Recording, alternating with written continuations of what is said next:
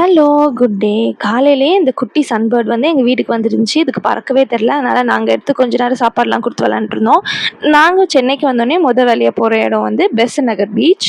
பெசன்ட் நகரில் இருக்க வேளாங்கண்ணி மாதா கோயிலுக்கு கண்டிப்பாக வந்துடுவோம். ஸோ இந்த வருஷமும் அங்கே வந்தாச்சு.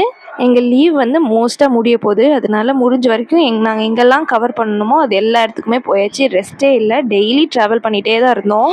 கோயில் பக்கத்துலேயே ஃபோக்ஸ் லேண்ட்னு ஒன்று இருந்துச்சு. ஸோ அதுக்குள்ளே போய் விளையாட போனோம். எல்லா ரைட்ஸும் ஒர்க்கிங் கண்டிஷனில் இல்லை, ஓகேவாக தான் இருந்துச்சு. பட் குழந்தைங்க என்ஜாய் பண்ணணும்னு சொல்லி கூட்டிகிட்டு போனோம். பெசன்ட் நகர் பீச்சுக்கு வந்து பார்த்தா போன வருஷம் இருந்ததை விட இந்த வருஷம் நிறைய கடை புதுசாக இருந்துச்சு. பார்க்குறதுக்கு பீச் மாதிரி இல்லை, மெரினா பீச் மாதிரி டிஃப்ரெண்ட்டாக மாறிட்டு வருது. ஸோ இன்றைக்கி வந்து கனி ஃபிஷ் ஃபுட் அங்கே தான் வந்து ட்ரை பண்ணோம். வந்தோடனே எப்பவும் போல் ப்ரான்ஸ், நண்டு இதெல்லாம் ஆர்டர் பண்ணோம். ஆனால் பெசன்ட் நகரில் வந்து ஒரு டிஃப்ரெண்ட்டான ஐட்டம் கிடைக்கும்னா அது இலிப்பூச்சி. நாங்கள் எப்போ பெசன்ட் நகர் வந்தாலுமே கண்டிப்பாக இலிப்பூச்சி சாப்பிடுவோம். அந்த மீன் கடை பக்கத்துலேயே ஒரு பீட்சா கடை இருந்துச்சு. அந்த பீட்சா வந்து உண்மையிலேயே ரொம்ப டேஸ்ட்டாக இருந்துச்சு. 180 ரூபா சொன்னாங்க. ஆனால் அந்த 180 ரூபாய்க்கு அது ரொம்ப ஒர்த்தாகவும் ரொம்ப சூப்பராக இருந்துச்சு.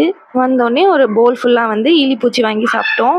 இங்கேயும் கலங்கா மீன் தான் ட்ரை பண்ணுவோம். எந்த மீதெல்லாம் ஃபிஷ்ஷாக இருக்குன்னு எங்கள் அம்மா அப்பா கரெக்டாக கண்டுபிடிச்சிருவாங்க. ஸோ ஃப்ரெஷ்ஷாக இருக்க எல்லா ஃபிஷ்ஷையுமே ஆர்டர் பண்ணாங்க. இதுதான் ஃபர்ஸ்ட் டைம் நிலாவும் நவியும் இந்த சவு முட்டை கடையை பார்க்குறாங்க. அவங்க பார்த்தோன்னே எக்ஸைட் ஆகி கையில் எனக்கும் கட்டணும்னு சொல்லி கட்டிகிட்டு இருந்தாங்க. ஜெர்மனியில் இந்த மாதிரி அவுட் சைடில் ஃபுட்டு, இந்த மாதிரி ரைட்ஸ் இதெல்லாம் என்ஜாய் பண்ண முடியாது. எல்லாத்துக்குமே ரூல்ஸ் அண்ட் ரெகுலேஷன்ஸ் இருக்கும்.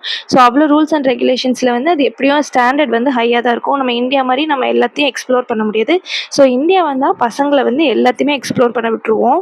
இந்த மாதிரி குட்டி குட்டி கடையில் சாப்பிட்றது, இந்த மாதிரி ஹார்ஸ் ரைடிங், இந்த மாதிரி சவு முட்டை இது எல்லாமே அங்கே கிடைக்காது. அது எல்லாமே இங்கே நல்லா எக்ஸ்ப்ளோர் பண்ணி பசங்களும் என்ஜாய் பண்ணாங்க. அங்கே மீனெல்லாம் சாப்பிட்டு அப்படியே ஒரு குட்டி கடையில் தோசை வாங்கி சாப்பிட்டோம். நல்ல டேஸ்ட்டாக இருந்துச்சு.